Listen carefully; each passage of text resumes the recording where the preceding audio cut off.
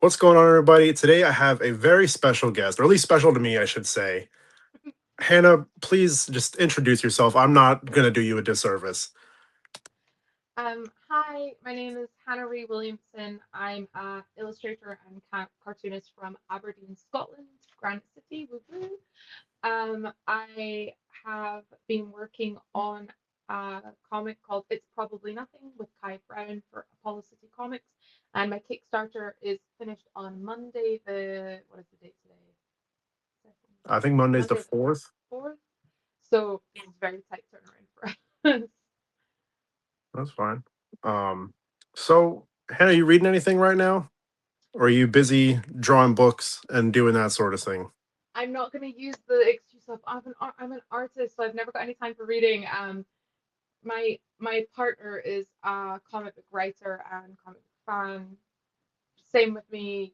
He has a full time day job, and he does all this in the background.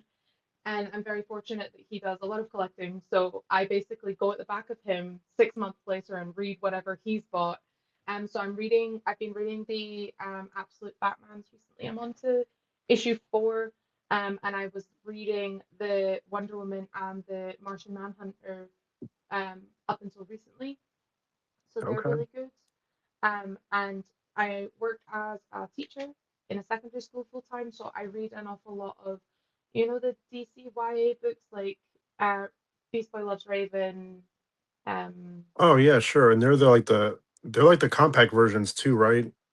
so you get the compacts, but then you get the DC YA. So compacts are the uh, stories that have already happened. So things like All Star Superman, Oh, um, right, right.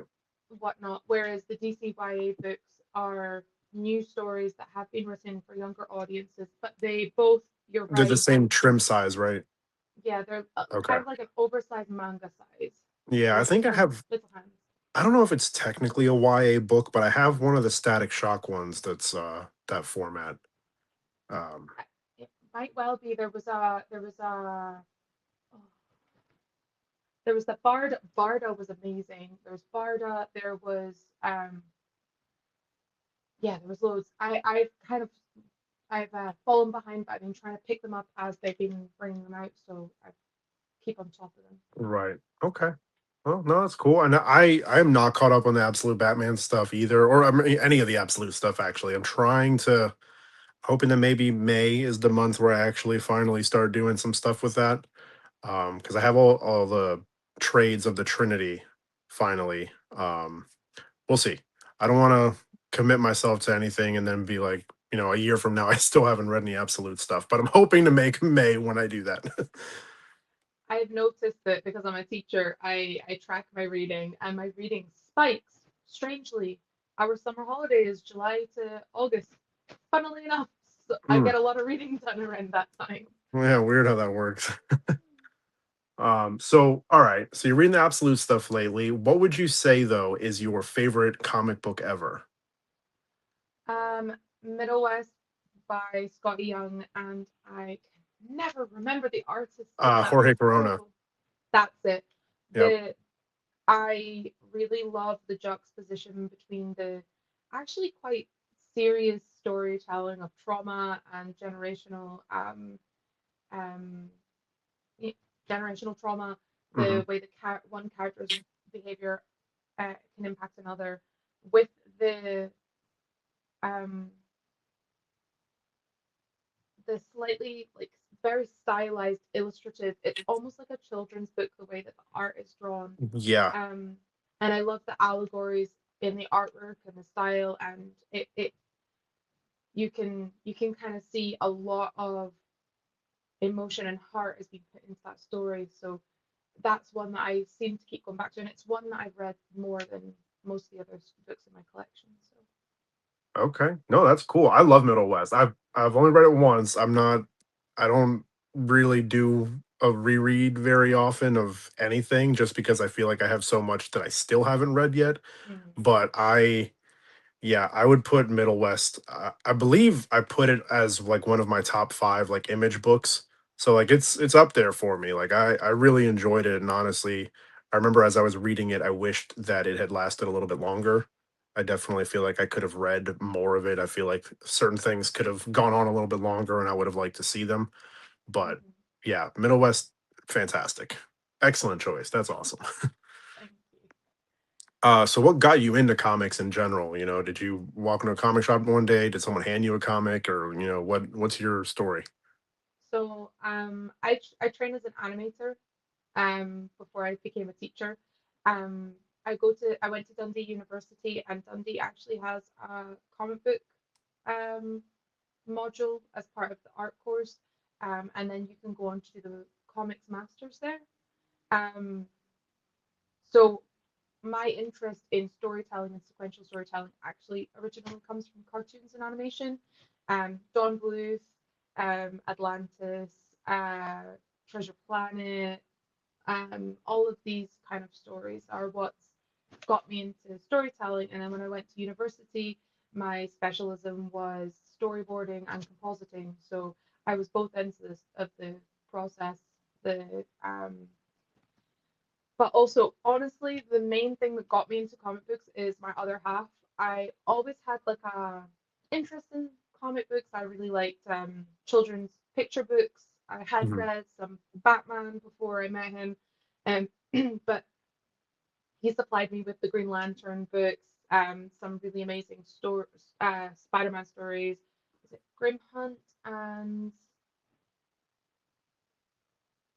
he's gonna tell me off later. I can't remember the other one, but there's the one oh, it's gonna bother me. Anyway, um, he supplied me with those like early comic books, and then we started picking up issues during the New 52 era Mhm. together. Um, and it just kind of snowballed from there. I kind of took the torch, kept running with it, and every now and again he's like, "Have you seen this thing recently?" I'm like, "Ooh, no, show me." That's awesome. Okay, so I mean, New 52. So you guys have been reading for quite some time then. We have been together since we were 18. I am now 32. So it was about when we first started dating. So Damn. Okay. yeah, Yeah, no, that's awesome. yeah.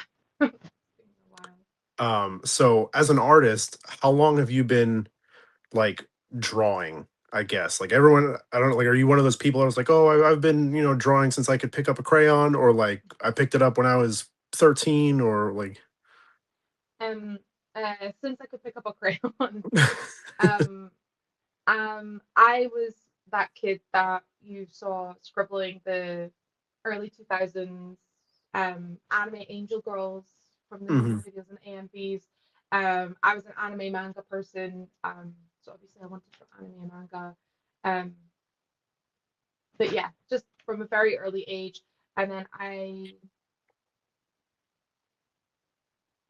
had a really great art teacher who was able to kind of teach me how to use color and things. And she had no idea what she was doing, but she's like, "Yeah, you want to draw cartoons? Go for it. Here you go," and help me with that. So kind of G'd me into it, like, kept me going with That's cool. Shout out to her.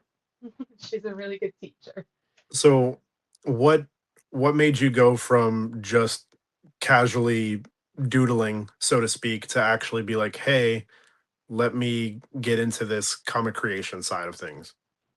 That's an interesting question. I think whilst I was obviously you start to figure out that you've got a little bit of skill for it. People Mhm. compliment your work and go, "Oh, that looks great," blah blah blah. Um, but when I got to art school and I got my first opportunity to tell a story rather than just do an illustration or do a drawing that's, you know, here's this still life, you have to draw this for your qualification. I got to take a bit of control myself and I got to tell my own story. That's kind of what sparked it for me.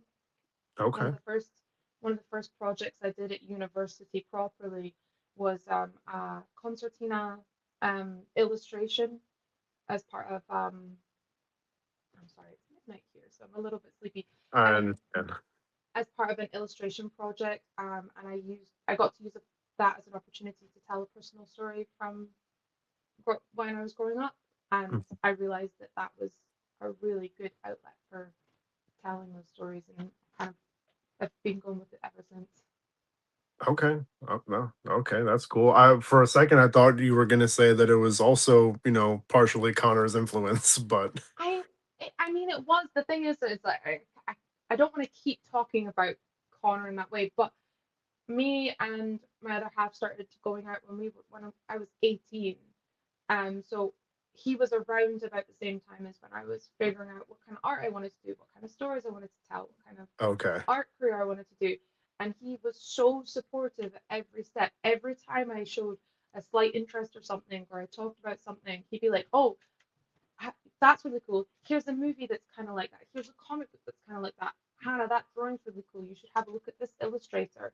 Um, because I didn't like buying things for myself. I didn't like doing things for myself. So he was basically in the background just like a cheerleader going, here's all of the things. I remember one time I wanted to try out art material and I thought, oh no, I can buy it next month. I don't need it. And he rocked up the next time he came to visit and was like, here you go. Okay, thank you. Just honestly, although he wasn't the cause of the type of art I made, he Right. was definitely a supporter of it. Cool. Okay, cool. That's awesome. Yeah. So this is not it's probably nothing is not your only published work, right? No, so we have I have my first 6-page story was in volume 2 of Scott Snyder's Tales from the Cloakroom. Connor wrote it, and I did the art for it. It was a story called Metal Memories. So I took a lot of my inspiration from the likes of Iron Giant and the Don Bluth animated films, and it was these two little um, robot characters in a futuristic world, and I was able to, play around with that. And then our second story, again, Connor wrote, ends up in Apollo's Shadow anthology that we found out later was curated by Kai Brown. So that was Lose Yourself, and it was a silent story about a character's descent into madness during the artistic journey, which was really good. We've now are then got picked up by Apollo because they liked the work that I did, and they asked me to come on to It's Probably Nothing. But during the process of producing It's Probably Nothing, there was an opportunity for us to take a small segment of the story and put it into It's a Horror Show, which is another anthology run um, by Apollo. It's a collection of short horror stories. It's honestly fantastic. It's really good if you're interested in horror. But what we've done is the 4 pages or so that's in that anthology are actually different to what's in the issue that's coming out on Monday because we rewrote and redrew the pages that were in It's a Horror Show. So it's kind of Okay. like Evangelion. You've got point 1 and then you've got point 2. You've got the it's the same, but it's not the same. Yeah, yeah, that's cool. Okay. All right. So last thing before we get to the book, if you got offered your like dream art job, what would that project be? Hmm.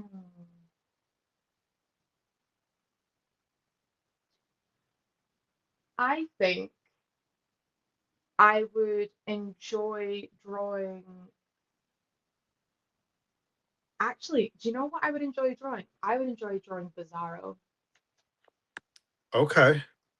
because so I actually have been thinking about this a lot recently. Bizarro, there was a short collection, I think it was 6 issues of Bizarro, where we had a slightly more like childlike Bizarro, where he wasn't necessarily a villain, he was just misunderstood in the world that he was in. I love Superman. I love Superman, but I don't think that right now I could draw Superman. I don't even think I could draw John Kent, although I would pee myself if I got to draw John Kent. Whereas right now, I think of all of the super family, I think Mhm. that Bizarro was something that I could play around with because I like the juxtaposition of, drawing something that's kind of horror and kind of creepy with something that's still quite hopeful. And I feel like you could get away with a kind of cute Bizarro story. So that would be fun. Um, or anything with Damien. I don't think I would be able to draw Damien, but Damien, I would have so much fun drawing him. Okay. That no, those are cool. The Bizarro one, that I like that. That's cool. I was not expecting that. I thought you were gonna go like the Harley or like Poison Ivy route just because you really like them, but like I like the Bizarro pick. That's a good one. Or Swamp Thing. I would have so much fun on Ooh, Swamp Thing. That would be cool. All the textures, that'd be great. that's yeah, no, that's fun too. All right, so we have this campaign for It's Probably Nothing, which is live right now, only a handful of days left. Tell me a little bit about the book. You said that you had gotten approached to do the art on it. So It's Probably Nothing is a YA sleuth story with following a character called Clover. Um, she is obsessed with true crime, the occult, solving mysteries, and she has a personal connection to a story that crops up in a podcast that she listens to really regularly. So she uses her connection to the story to try and get ahead and solve the mystery before her podcast that she listens to can solve Interesting. Okay. That it. that's fun. I like see, I'm not huge into like the true crime podcast, but I have an appreciation for it anyway.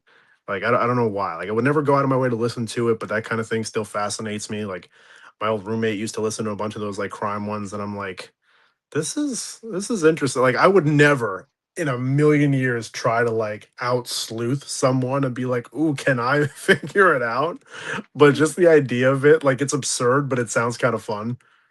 There's that stereotype that some women listen to murder podcasts to fall asleep, and unfortunately, I fall into that category. I find them very interesting. I think because often when you listen to them, they have like a very predictable structure to them. Mhm. Um, but neither would I. I would never feel like I love watching movies and being like, it was him that did it, but I'm almost it's like a chocolate watch. I'm only going to be right every now and again, and it's only going to be because the stars Yeah. aligned. Yeah. Okay. So, how long have you been working on this book? Like from when you got approached to do it to now, like how long are we talking? So the process took about a year. Okay. I work full time for the day. So obviously weekends, evenings, holidays working on it. But there was also the process of getting to know the editors, getting to know Kai, reading through the scripts, getting the thumbnails, doing the back and forth process of ironing it out, getting the cover drawn, some of the extra bits and pieces that we might be able to sneak in to the packages that you guys will be getting. So it took Okay. about a year, especially because we had to take the four not sorry not had to, especially because we took 4 pages for It's a Horror Show, and then those pages were redrawn. Gotcha. Okay. So now I know you're not the writer, but do you know what kind of like inspired Kai to write this story? So Kai was thinking about what would happen if she just disappeared one day. What parts of yourself are left behind? What misconceptions could be made about you based on what you leave behind? How Mm. might somebody put together your final hours if you disappeared, and what clues would they use to put that together? And that's what Clover's doing in the story. She's following the final steps, the final days of a character called Jessie, and she's trying to figure out um, the mystery based on that. So I know that that was part of Kai's inspiration. Okay, that's cool. And like the whole idea of like the misconceptions like after you're gone type of thing, like I find that idea so like fascinating and horrifying at the same time. Like the existential like crisis level, that like makes it weird, but then on the other side it's like, damn, like what would people interpret based on whatever they're seeing? And like when it comes to something like that, I'm not going to try to quote it because I don't remember, but there's a scene in the most like recent Planet of the Apes movie where one of the monkeys is like telling another one something about humans that is completely false and we know better. So like I guess it's supposed to be funny, but it's just like, well, they actually might believe this in like 200 years removed from whatever we're doing. Like it's not going to look the same way that it actually was. And I don't know, the whole thing, like I said, fascinating, horrifying at the same time.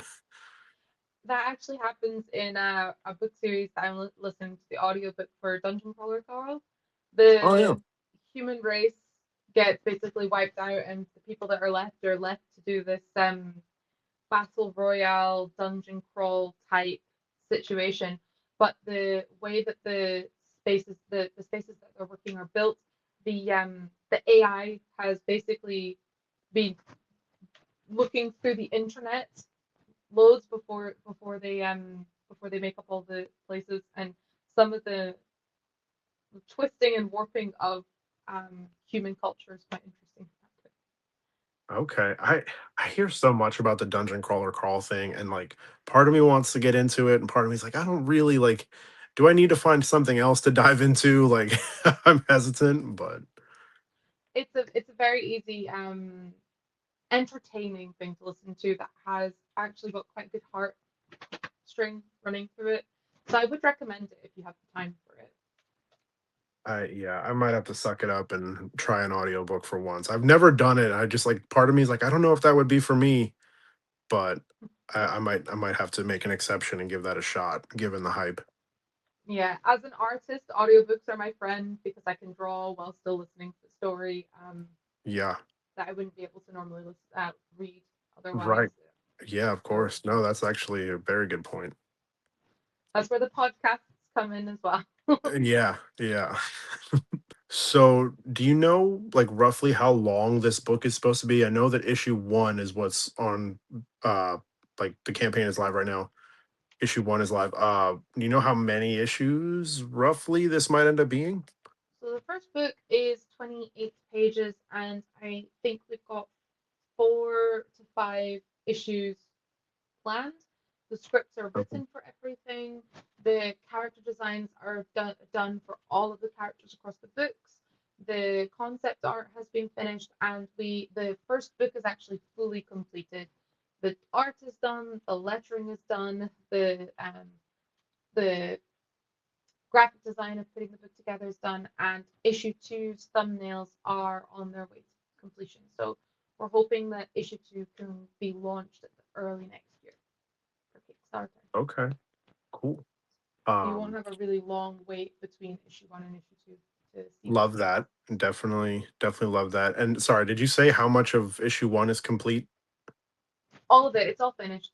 It's all Okay. finished. The lettering's done. The graphic design, the cover, everything is put together and ready to go. We're literally just waiting for the Kickstarter to go through, and then we're sending them to print through Comics Well Spring. Okay. Oh, and one other thing that I wanted to ask before I forget. Do you do your own colors? Yeah, Okay. Cool. front Cool. to back. The only thing that I don't do because it's an art form is lettering at the moment. That's fair. I've heard that that's a pretty special skill and not everyone excels at it. So, another thing that I was curious about now in your I don't want to call it limited because it sounds insulting, but like in what you've worked on in the past, it tends to be with Connor. So like in your experience with this person you're completely unfamiliar with for, lack of a better term, like how was that experience trying to, draw up whatever this stranger basically had in their head? I mean, it is very different. Working with Connor, we live together in the same space. It's very hard to get misconceptions between Connor and I because I can go, what on earth did you mean by this? Or he can go, that's not what I wanted you to draw. And it's quite a quick and easy fix. Um, the biggest benefit I had with Apollo and with Kai is that they are extremely open to collaboration. They're extremely communicative. They are receptive and enjoy seeing, screenshots and progress pictures. And they are hands off isn't the right word because they're very enthusiastic about what you're producing, but they do just let you give it a go and go for it. They're not controlling. They don't like Um, micromanage and stuff. exactly, Okay, exactly. that's good. Um, so so part of that year-long process was definitely building a relationship with Kai, getting to know what kind of things that they wanted their story to look like, getting a feel for the place that that they based their story in, and just you know being decent people and making sure that communication happened. Uh, Obviously, there was misconceptions. I made one or two mistakes, or I misunderstood some bits and pieces that were in the script. Despite the script being well written and clear, but it was a very quick fix for them to go, oh, actually, just so you know, this needs to Right. happen there, this needs to happen there. And same vice versa. Sometimes I did something that maybe wasn't what was exactly meant in the script, but they would be like, no, no, that's cool. Leave it like that. That's better. We like that. Let's stick with that. So Okay, that's cool. It kind of goes both ways a little bit at least. exactly, yeah. So it's been quite nice working with editor and with a company that is so human. Yeah, for sure. Um, so did Kai like mention what drew you to her project? Like that made her think that you would be a good fit for this book? No, actually, like not specifically. Do you know what? The problem is I didn't dig. I didn't ask. I was just a little bit overwhelmed and That's fair. really happy that they said that. I suppose because of the sort of genre that the shadow anthology was covering, the genres, it meant that the the my ability to write a story or sorry draw a story that had suspense in it meant that I was suitable for the kind of suspense that they were looking for in the story. Okay. Um, but that's complete conjecture. I have no idea. If I'm being That's honest. and like I totally understand not asking because like you don't want to pry, but at the same time, like you're also like, oh my god, I'm being approached to do this project. Like I'm just gonna take it instead of looking a gift horse in the mouth. Like, I mean, it was very late here, and I was sat in my. It was the middle of like a cold winter. I was just wrapped up in my dressing gown with a big top unicorn messy bun, probably with some food down my top, and I just like casually looked at my phone. I was like, Connor, can you please read? Can you please read that? yeah, double check that my eyes work for me. So, but it was a huge compliment, and it's been um I've been very thankful for the opportunity. That's no, that's so cool, man. I'm very happy that you got reached out to. Like that's pretty sick. Yeah. So what would you say that this is for fans of? Like people who like something will enjoy is probably nothing. People who like obviously murder mysteries will enjoy this. Oh, of course, yeah. I think people who enjoy, those films where you think that something occult might be happening, but it's not clear and it's not quite, you're not Yeah. very sure, and you start to question your perception of a situation. Mhm. Those sorts of stories, they'll enjoy it. And I think people who enjoy flawed characters who make mistakes and maybe toe the line of being the the hero or the good protagonist of the story. Yeah, Um, you might not feel that necessarily by the end of issue one, but that's um, definitely something that can start to reveal itself as the issues go on. sure. Okay. I got you. And this book takes place in Michigan, right? Ann Arbor to be specific. So, Mm. as someone that's living over the pond, what was that like trying to draw an American city? Um, so it was a bit tricky. I think. Sorry, 1 second. Hal, get away from there. My dog is touching things he's not supposed to. No Hal, worries. Hal, move. Are you just looking at me? Okay, don't eat the candle. Um, right. As somebody who has not actually visited there, I've been to America twice before, but I was quite young when I went, and I think California is very different to Michigan. For sure. Um, it was challenging. I think when you're writing a comic book or drawing a comic book in a place that doesn't exist, you have a lot of artistic license. You can pull elements together and it'll be fairly believable. Whereas if you tell an audience that you are drawing a specific place, obviously you're held to a certain expectation that it will look like that place. You Hmm. know, the ambience will be there, the weather will be there, the so for example in Aberdeen we're called the Granite City because most of our buildings are made of granite. So if you drew a story where all the buildings were orange, it wouldn't feel like Aberdeen because that's not accurate. Okay. So it's the same with Ann Arbor. Has spent some time in Ann Arbor. They had photographs. A lot of the places in the comic are based on places that are currently in Ann Arbor or have existed. So things like the Michigan Theater. The building that Clover visits is the apartment that um, Kai actually stayed while staying in Ann Arbor. So it I did my best to pull as many references as possible together to make sure that it felt real. So hopefully, if you're from Right. Ann Arbor, you'll feel like it's close enough. Yeah. Okay. Okay. Cool.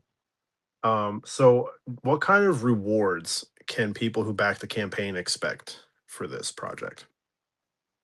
So it depends on how far into the money we go. Um, we've got obviously you've got your stickers. There is a potential for there to be a special reward for those of us over the pond in the Europe end of things that um, Apollo wants to kind of reward people at this side for helping out because Hmm. that the cost of shipping and everything that's Yeah, a bit of an for extra sure. bite. There's other little things that have been designed and made that'll get put in. The thing is with Apollo is they're so good at curating their packages that even if there's not something in the reward tier necessarily, you are going to get lots of goodies sent away for you. So they're really good for that. Okay. And I know that one of the actually that's a spoiler. I'm not allowed to tell you. That's all I can say Oh, for now. no, yeah, no, this is a spoiler-free zone. That's okay. That's okay. There's a way to spoil things, but no. Listen, I understand that how easy it is to get wrapped up and you just start rambling and then you're like, oh, I know, I'm the Tom Holland of this group. I need to keep my mouth shut. right? uh, that's um okay. So, and I imagine like obviously we'll have the physical version. I'm assuming there will be a digital file as well for people who don't want to pay, exorbitant shipping costs. Yeah, so Um, we have the digital copy, we have the physical with the main cover. We have a foil variant, which is okay. my personal favorite. I quite enjoy. We've also got there's a podcast that got developed to go alongside the comic book. So if you back that one, you can get a thank you on the podcast. There's also, if you go for one of the higher up tiers, we've actually produced a cassette tape that has the podcast on it that you can also listen to as well. That's that's really cool. Like I have the rewards up on a separate screen right now just to kind of get an idea. And I saw the cassette thing. I'm like, well, first of all, I don't know who listens to cassettes anymore, but that's beside the point. It's just really cool that they're doing this, like in conjunction, because it's the podcast that she listens to, right? Yeah, so you could literally once you've got your comic, they're going at the moment they're in um Instagram snippets, but when you get your comic, there will be a a full audio podcast for you to listen to. So you could literally open your comic, switch on the podcast, and listen to and read along with the podcast playing in your ear, the pages. That's really cool. I don't know like how many books have done that before. I feel like it's not not very many. I know that the No One book from the Massive Verse, like there was a podcast that you could listen to like in between issues or something, and like that's kind of cool. Well, I mean, But there's the DC full volume stuff that happened recently with with the Batman story, and there was a oh man, Superman. There was a Batman, and was it All Star Superman? Was the other one? I don't remember. I feel like I know what you're talking about, but it's escaping me. Yeah. So they're free on YouTube, and they've got they did a full production reading of the comic, and you can actually open your copy of All Star Superman, or I think it's Batman Long Halloween. What's the Mm. Batman story that's got it's got the original coloring, and it's got the really it's got the modern coloring, but the original coloring is really vivid. I'm not sure. I'm Could be the trying to Long think. Halloween. Yeah, I don't. I'm honestly, I haven't read much Batman, so that it's a little out of my wheelhouse. Sorry. But no, it's all good. Um, so the campaign is funded already, right? Like you've already hit your goal, and then we're just kind of waiting for the clock to wind down at this point. Yeah, basically we're sitting hoping that none of our larger backers pulls out last minute so that we can stay on our target. But Oh, if nothing happens, then it will be funded and we'll be able to send them out sharply. that's that's fantastic. And I'm looking here, like there's already 44 backers as of like right this minute. It'll be 45 after we get off the call because I'm the worst friend. I haven't backed it yet, but. But so we're already over 40 and it's funded and the book is done. So it should get out to people kind of timely, I would think. Yeah. So the Apollo prints using Comics Wellspring, and they've got a really good relationship with them. They Mhm. printed so many books with them that the process between the two of them is really quick and efficient. Any issues are ironed out really quickly. So it'll just be a case of postage, Yeah. how long it takes to get it from printing to sending away. Okay. Should be Cool. fun. Love a quick turnaround. So I believe that's all I had for you today. Was there anything else that you wanted to mention or talk about before we call it for today? So the only thing that I have to mention is that we've got um as I've said, got issue 2 coming out early next year. Apollo is also going to be working with Connor and I on uh, our own issue 1. Hopefully, that'll be coming out at the end of this year. We've got the first issues already drawn and ready to go. It's just waiting on getting lettered. So, yeah, you'll be seeing more from me. Cool, cool. Well, I mean, I would love to maybe have you and Connor on for that one. Or just you, just him, like whatever individually, whatever would make more sense, unless people are talking over each other. But that would I would love to have you guys back for that. I think you'll enjoy delivering Fate to Save Our Forever because it is a tokusatsu romance. Like I've had so much fun with it because I've got to draw action, I've got to draw like um kinetic movement, I've had a chance to play around with my paneling and layouts. So Mm. it's it's definitely my most playful piece of work yet, and it's my most action packed piece of work yet. So I'm really excited. I I love that. And I want to say Connor sent me some images in the past of like what he was working on. I think it might have been a different project, unless you guys that's the only one you've been working on. But I'm very excited to check that one out. Yeah. So where can people find you on social media or wherever? I don't, if you have a newsletter, I don't know, but where can people find you? At the moment, the easiest place to find me is my Instagram, Hannahri Williamson. All of my links are there for my copy page, for my stickers, and my pins. It's where you can find the Kickstarter link. I do have Blue Sky as well, Hannahri Williamson. Um, and if you're wanting to check out any of the work that I produced with Apollo, you can go on to Apollo City Comics Instagram or website because they've got some really great stuff on there as well. Cool. Well, it has been a pleasure. Thank you for staying up so late to do this. I'm sorry that I couldn't get out of work any sooner. No, it's Um, totally fine. I appreciate you. but yeah, no, this was great. It's been a pleasure to actually like have a real conversation with you that wasn't just some random DMs. Um, but yeah, no, thanks for doing this. Thank you. I appreciate you doing this. It's been really good fun. It's not often I get to have nerdy chats about comic books with people, so I appreciate your questions. Yeah, no, and I love nerdy chats about comic books, so that works.